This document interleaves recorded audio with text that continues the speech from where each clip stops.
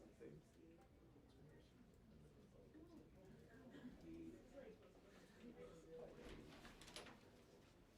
To go to that one's outside.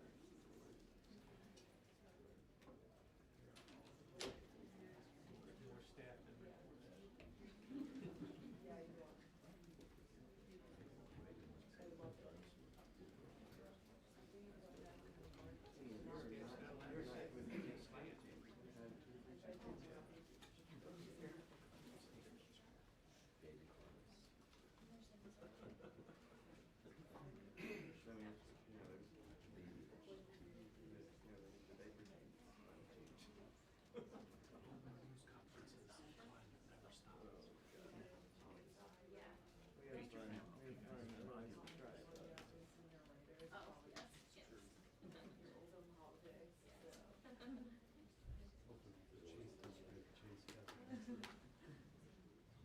Yeah, making me want to do yesterday work.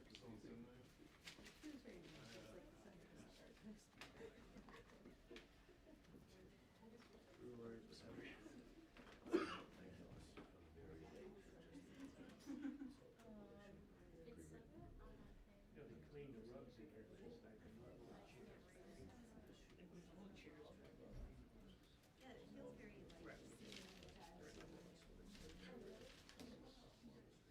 This is for your next airplane flight. You just shrunk it too much. Here I am. Somebody left the. How do you do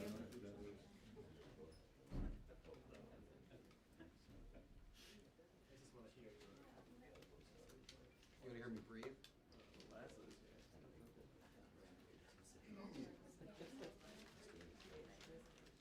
Doctor, can you hear me? Yes, yes, yes. Can you hear me?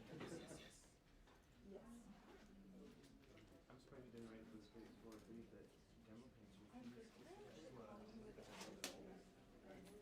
because that narrative was not so sharp.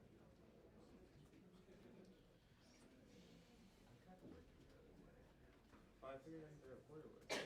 Her editor mentioned it was Splinter News.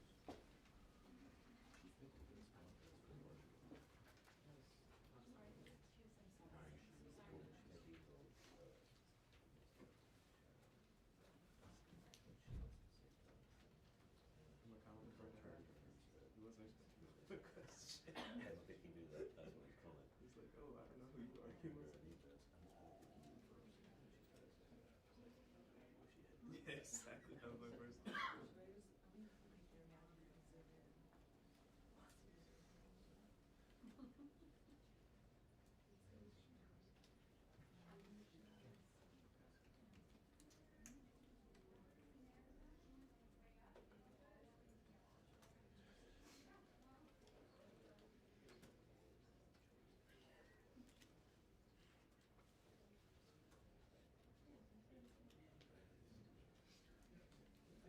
It was well premised and well phrased.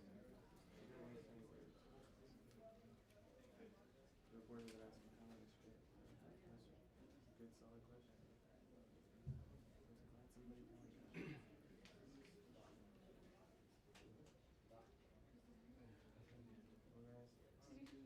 glad somebody pointed out. I've been saying this for years. I've been talking about it for years. The people of Wyoming in grocery stores can stop doing this. Climate change? It's real. What's my best? The National Wine Association. What about my New York Times op-ed? No, thanks. heads up.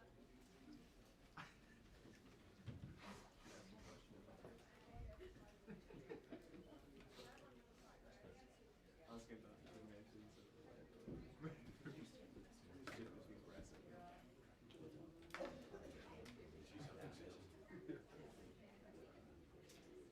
actually, you took out an op-ed as New York Times.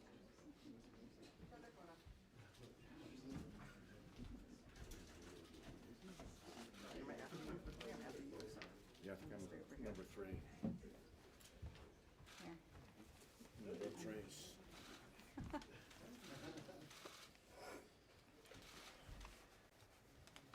He's coming. coming. He's just getting an exhibit.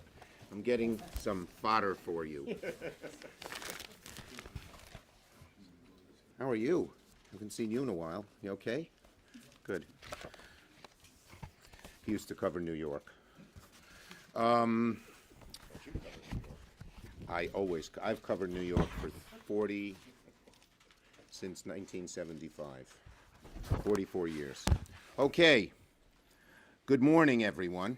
And I thank all my colleagues for being here. Now, I usually don't start these events.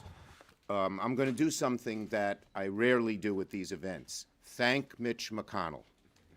I thank him because we Democrats were always going to talk about and demand action on climate change. But he has created this nice platform, and already we're off to a great start. Leader McConnell's cynical stunt backfired. A New York Times editorial sums it up. Where's your plan? Where's your climate plan, Mr. McConnell? Couldn't have said it better myself. Every so often, the New York Times does a good thing. Very often, for any of you Times reporters. Leader McConnell, what he did is for the first time, for 5 years, he put no significant legislation on the floor about climate. For 5 years, we've had almost, when he's been in charge, no committee hearings on climate. For 5 years, we made no progress on climate, and then when he tried his stunt, it boomeranged on him, and now everyone's talking about climate. Leader McConnell, even yesterday, had to do something that he's never done.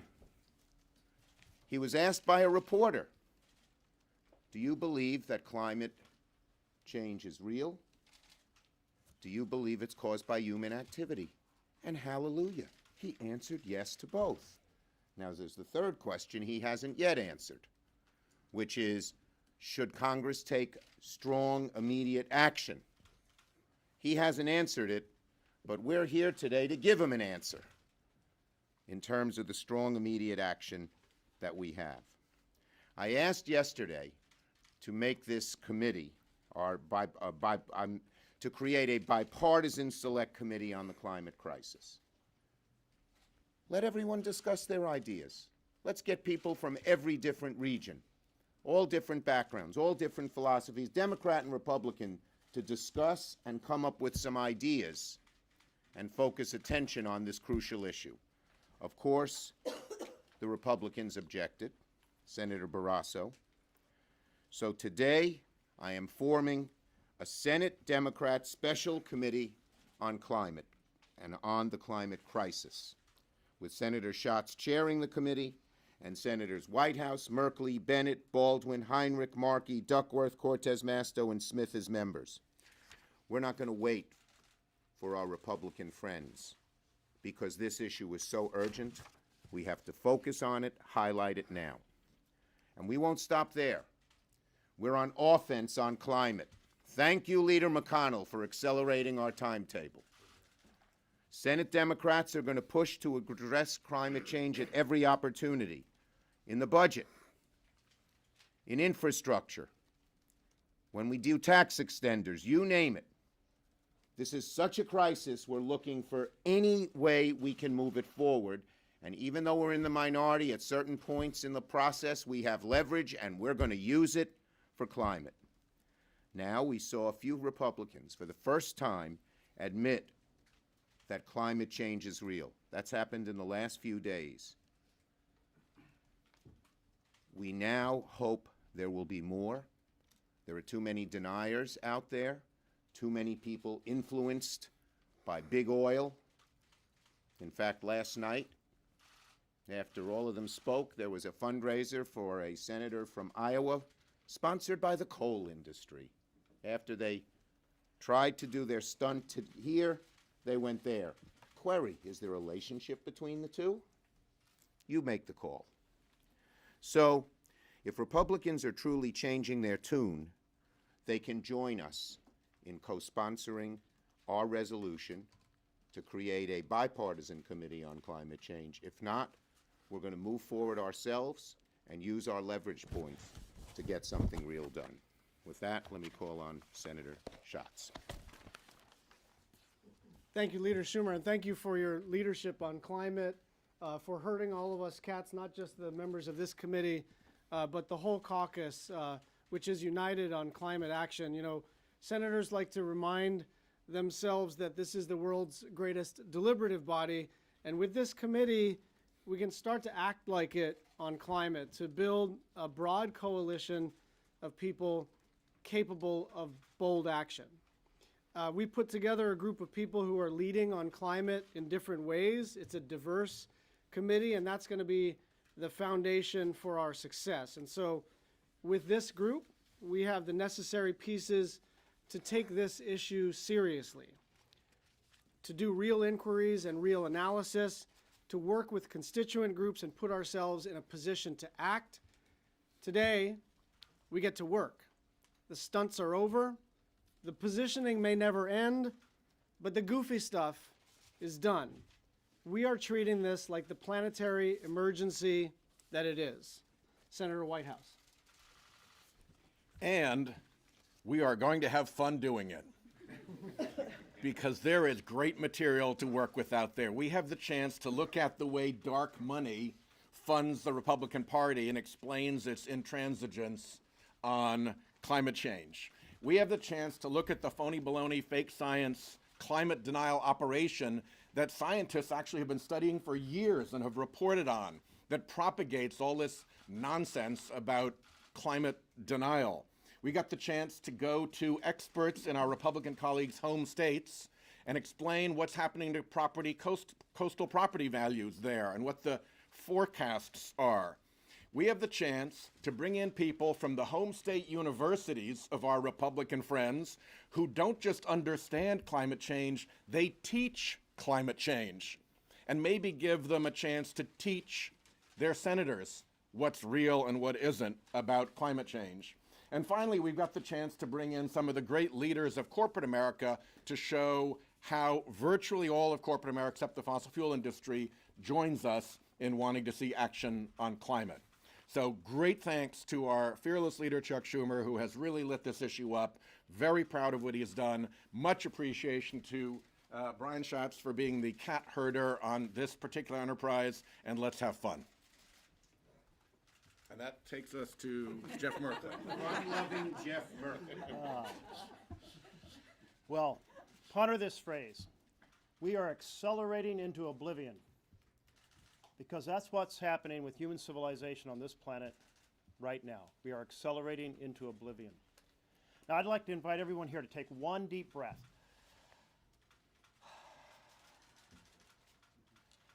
The air that you just breathed has 30% more climate warming carbon than when you were born, if you're about my age. And when we were born, 60 years ago, those of us who are in that range, we were talking a fraction of a part per million per year increase. Where are we now? Well, most people think, well, certainly we must have leveled off. Maybe we're coming down a little. After all, don't we have more fuel-efficient cars? Don't we have more pollution-trapping equipment? Haven't we thought responsibly about this issue of energy efficiency and manufacturing efficiency? And yet, instead, the rate has accelerated upwards. We're now at about 2 to 2.5 points per year, many times what it was when I was born. So we have not begun, as human civilization on this planet, to attack this problem. We are accelerating into oblivion. The only way we are going to save this planet with strong action from the United States of America, and strong leadership from the United States of America, then working in partnership with leaders all across this globe, with Canada, and saying we're not going to triple the pipeline to the tar sands, with Australia saying we are not going to extract coal while your coral reefs are dying, and you're not going to extract coal, with Japan that's talking about a future based on liquid natural gas, or Germany drilling Nord Stream 2 pipeline. We need strong leadership here. It's not coming from the President of the United States. It's not coming from the Republican leadership of this chamber, the Senate. It must come from all of us together. That's why we're here. That's why we're setting up this committee. We have to work together to save our planet. Senator Bennett. Thank you. I thought we were going to have a yoga class. I know. And let me say to Senator Schatz, if the goofy stuff around here is over, I'll endorse you for anything. Chuck, thank you for bringing us together. I think this is a really important step forward. And it is funny, memories are sort of short around here, but the Republican Party actually has a relatively honorable legacy on environmental issues. Richard Nixon signed the Clean Air Act, Clean Water Act as well. Ronald Reagan, who had suffered from skin cancer, closed the hole in the ozone layer.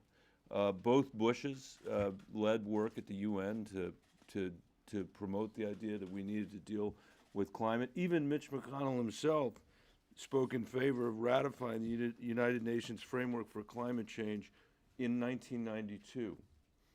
And why do we find ourselves as the only industrialized country in the world that doesn't have two political parties that are actually trying to compete to demonstrate who's better on climate for the American people? And it all changed in 2010 with Citizens United.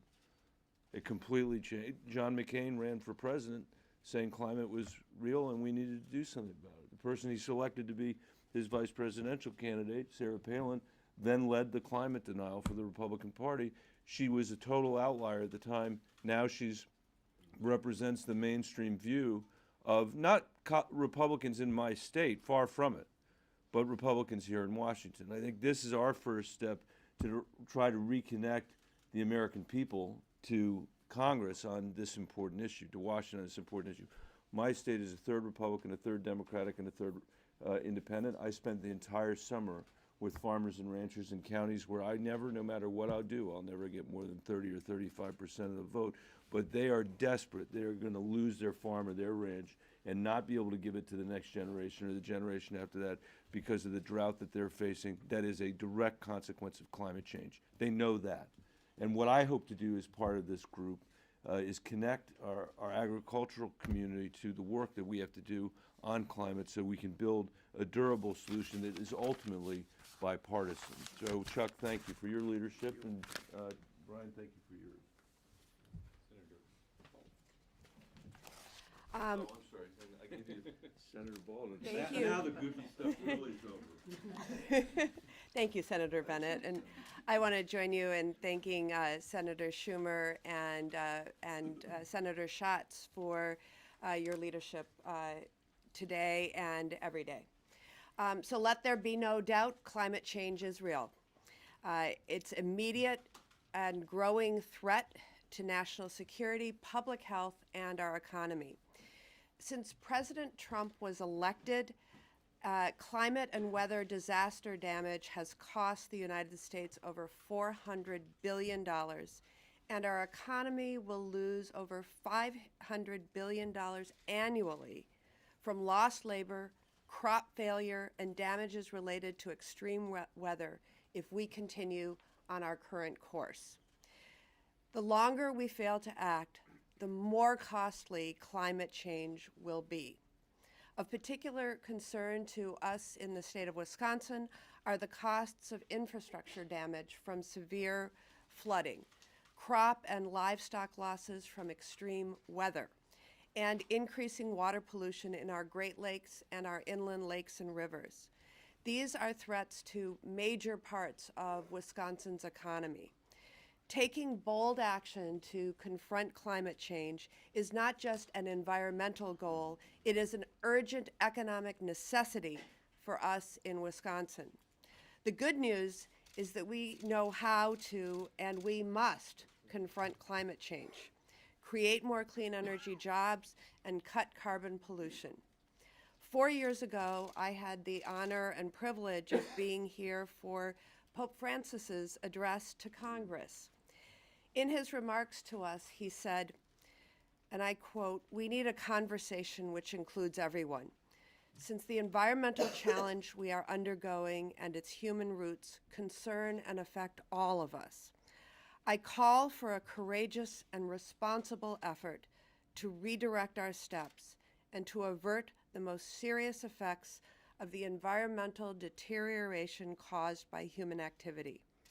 I am convinced that we can make a difference, and I have no doubt that the United States and this Congress will have an important role to play." He's right, and we must take action now because we have a moral responsibility to do so.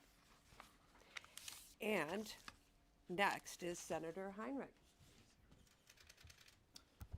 We're here to say enough with the denial, enough with the delay, enough with the fake, phony, straw man arguments about ice cream and hamburgers and Sharknado.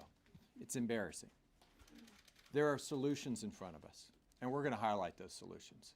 My own home state just committed to decarbonizing their power sector, the entire power sector, by 2045.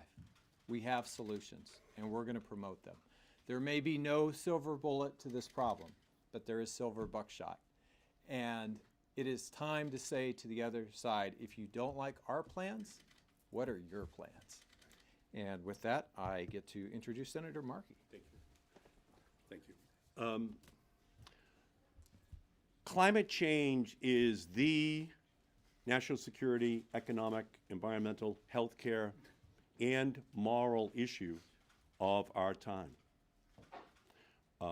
I chaired 100 hearings in the House on climate change. Definitive. Once John Boehner took over, he abolished that committee. First act he made. So for 9 years in the House, no hearings until the beginning of this year.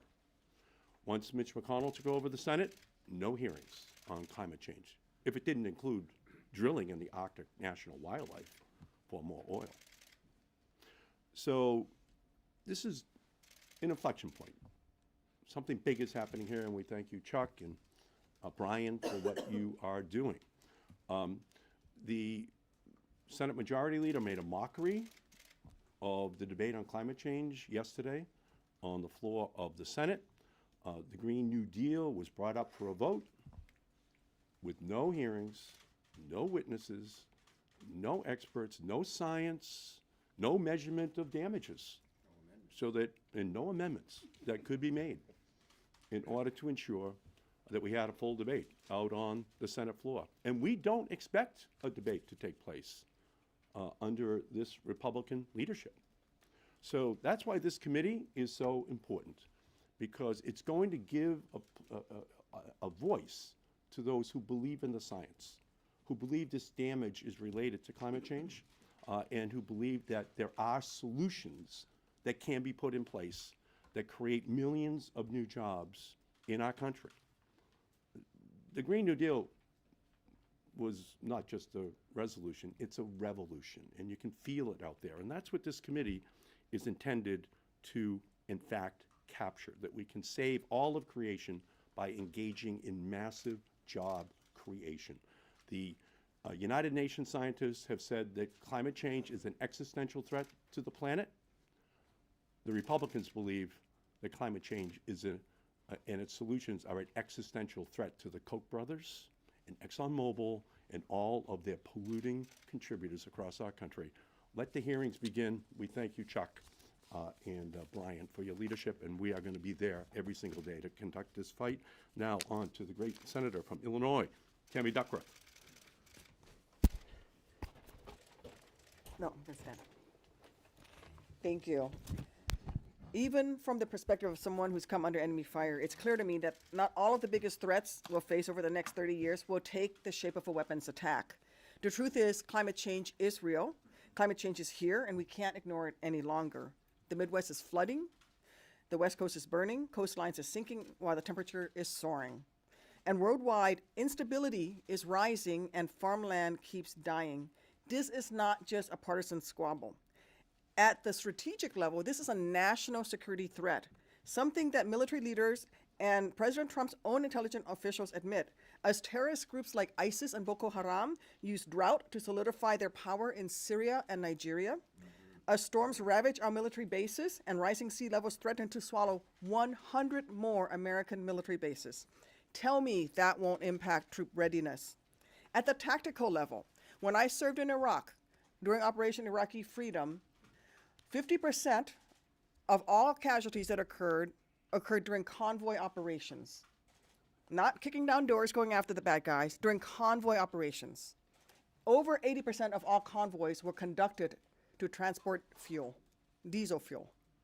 And yet, while I was in the House, Republicans time and again, and even here in the Senate, blocked the Navy's efforts to invest in green technology. Because you see, at the tactical level, if our troops had better storage capacity in batteries, that means fewer batteries they have to carry in their rucks and more bullets so they can go after the bad guys.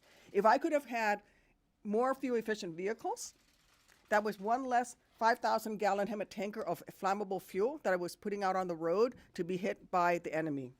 So it is important on a national security level that we make these investments. And in fact, the Republicans have time and again blocked the Navy's own efforts to invest in green energy. Secretary Ray Mabus, the former Secretary of the Navy, actually ran an entire naval training exercise where every vehicle operated on a biodiesel, a biofuel blend. And yet they were stopped in their tracks from doing more. Look, tell me that it won't make it harder for our service members to do their job or get the training they need to protect the people we love if we don't make these investments. I know that Donald Trump never deigned to put on the uniform. Bone spurs didn't stop me from serving, so let me clear something up for him. He and the GOP should not keep claiming to care about our national security and our military if they keep ignoring the crises that are sapping its strength and putting Americans at risk. If they keep doing this, more Americans will have to go serve in places as a result of the effects of climate change. Drought, fights over natural resources, this is enough. I fought one war for foreign oil. Let's not do that again. Our troops deserve better. American families deserve to know that their leaders are doing everything they can to keep their loved ones safe and their nation strong. And that's one reason why this work is so incredibly important and why I'm so glad to join my colleagues here today to announce a special committee. And with that, I am so pleased to introduce my colleague, Senator Smith.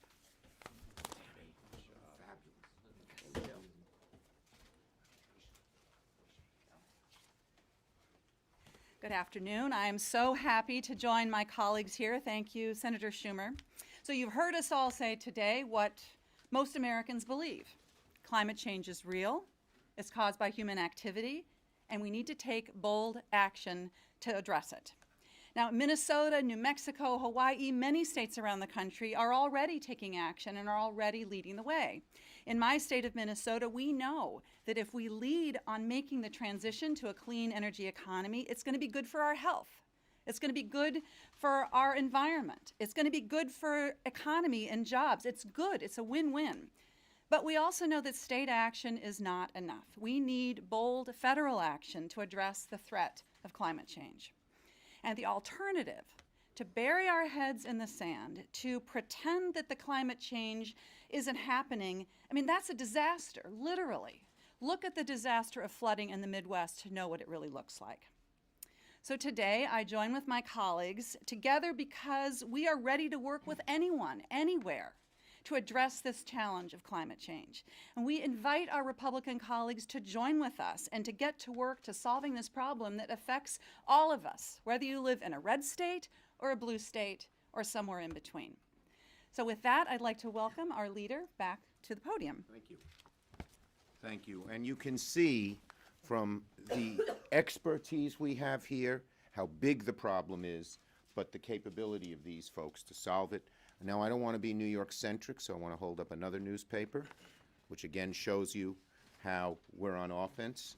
This is the Tampa Bay Times, and the headline is, Marco Rubio and Rick Scott rejected the Green New Deal, but now acknowledge climate change. What's their plan? That is the question. We're not just asking. We're not singling out Senators Rubio and Scott. We're asking every Republican. Enough of this bunk. What is your plan? We'll take questions on this subject.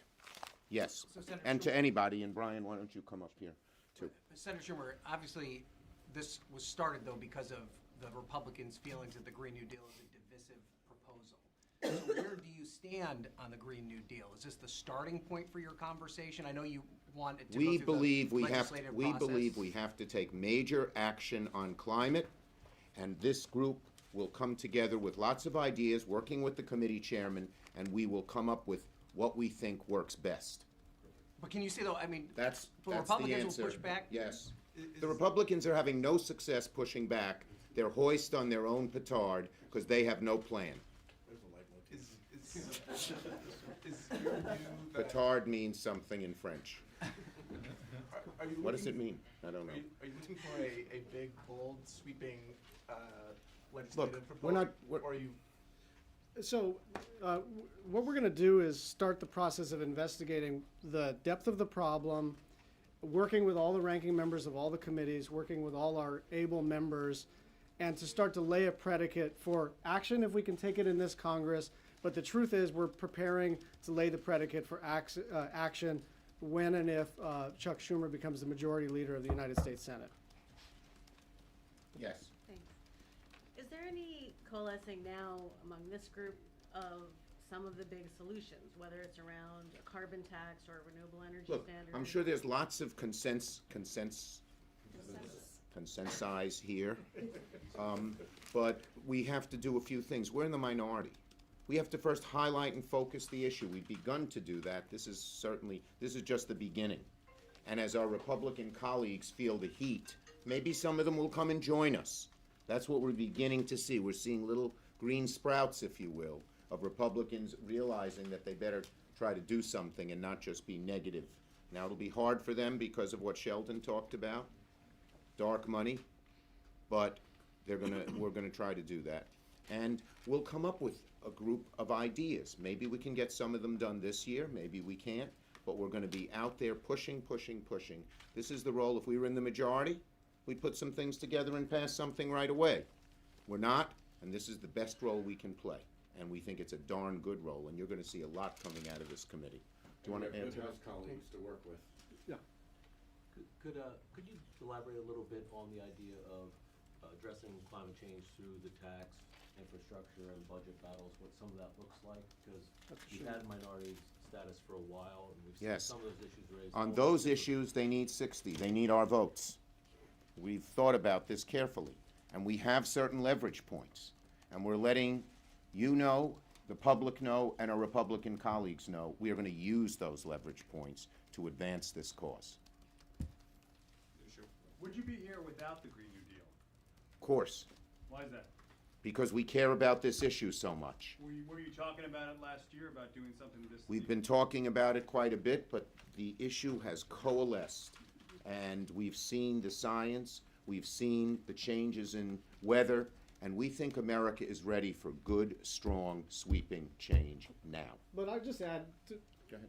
I'm not sure, we can't play pundit, but whatever the cause, we certainly feel like we have momentum. And at the political level, we feel like we have a structural advantage, which is to say we have the moral high ground and the political high ground. People agree with us, and we're going to press that advantage. We always felt that, but I think it's fair to say over the last 3 to 6 weeks, we're more energized than ever. There was a question over here. I'll just give you a little analogy, maybe I shouldn't. I was one of the first, I came out early against the Vietnam War, okay, 65 or 66. There were some people who said, oh, they didn't come out against the Vietnam War till 67, 68, we don't want them part of their movement. That's ridiculous. I just wanted you to respond.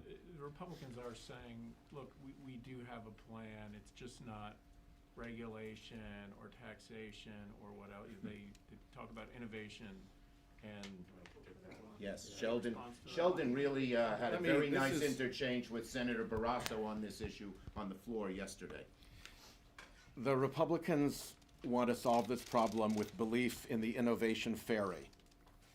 And that the innovation fairy is going to come and sprinkle innovation pixie dust on this problem and make it go away. The fact of the matter is that they are defending the very conditions that prevent that innovation from happening. They are defending huge subsidies for oil and other fossil fuel products. They are fighting any recognition of the value of carbon-free power. You put a price on carbon, which is just one of many ideas, and you will see innovation happen in a minute. But you can't just say the word innovation. You've got to change the economic structure that will allow innovation to develop. And that is part of what this committee is going to be doing to highlight how you can solve this problem. Their focus has recently been on very good bipartisan legislation that we passed on carbon capture and sequestration. But if you go to the industry leaders have said publicly that it's their vision to be able to head off 1% of the emissions. That's great. Every slice of this will help. But we need the Republicans to focus on the other 99% as well, and to put in place the conditions that will really make innovation happen. This is just another dodge. They started with hoax, then they went to science is unsettled, then they went to always been this way, always changing, then they went to too expensive to fix, and now they're with the innovation fairy. It is not real. You have to change the economic conditions that make innovation happen. Our work will help do that. It was a great interchange on the floor because we confronted Senator Barrasso, as we have with most of the senators. Do you believe climate change is real? Do you believe it's caused by human activity? And what would you do about it? And he came up and said, well, I believe in carbon capture. You know, let's do research on carbon capture. And Sheldon said, that takes care of 1%. What about the rest of the 99% that we need to keep the temperature from going up too far? And his response was, He "All walked time is away. expired." Yes, he walked away. We're not going to let them get away with sort of fake answers. That doesn't mean they have to agree with us. But this is a we had this. I'm sorry. It was so interesting. We had this guy from MIT, this professor, come to our lunch, and he had spent a lot of dollars modeling. If you did this, the goal was to prevent the temperature from going up 3 degrees Fahrenheit, I think that's 1.6 centigrade, by 2100, because the Earth will be gone almost, figuratively, but terribly. The Earth as we know it will be gone by then. And you need a lot of things. No one thing will solve the problem. No one thing. And innovation, like carbon capture, he said by the time it's commercially accessible, which was like 2050 or 2060, that really works, it'll be too late. So you got to do a lot of things. We're not against innovation, but it's not the solution, the only solution. What is the ultimate goal for the caucus? Is it net zero emissions, trying to limit warming to 2 degrees?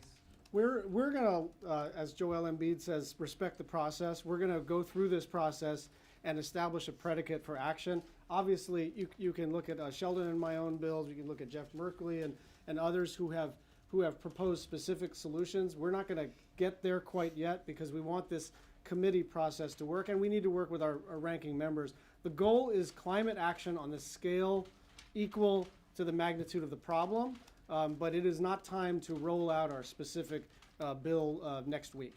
Yes? Okay. And Senator Schumer and Senator Schatz, just can you take sort of a 30,000-foot view here? Republicans are trying to tag you and the president as like you're trying to push too much government into Americans' lives, that you're pushing towards socialism.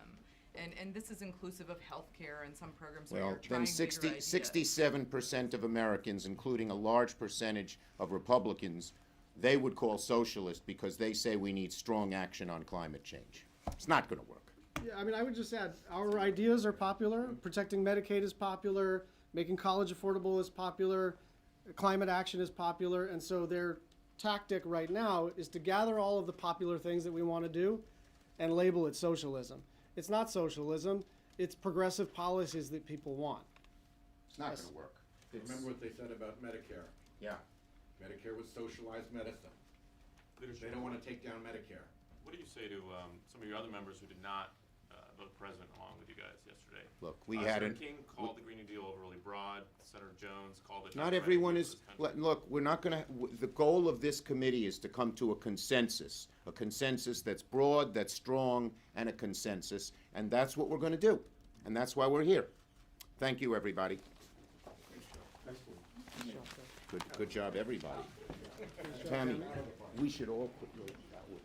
That was one of the most incredible things I've heard. I'm going to put it on my website. I hope it should go viral.